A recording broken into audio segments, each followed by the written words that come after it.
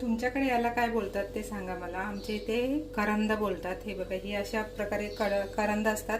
हे उपवासाला आमच्या इथे चालतात कोकणामध्ये। आता ही मी उकडवून घेतलेली आहेत कुकरमध्ये 2 ते 3 शिट्ट्या काढून, आणि आता हे ना मी चाळणीमध्ये काढून घेणार। आणि हे बघा, आता इथे मी प्लेट घेतलेली आहे। हे असं सोलायचं, ह्याची वरची साल असते थोडीशी कडक असते, पण छान लागतात, अगदी पौष्टिक लागतात ही। तर ही करंद अशी उपवासाला आमच्या इथे खातात।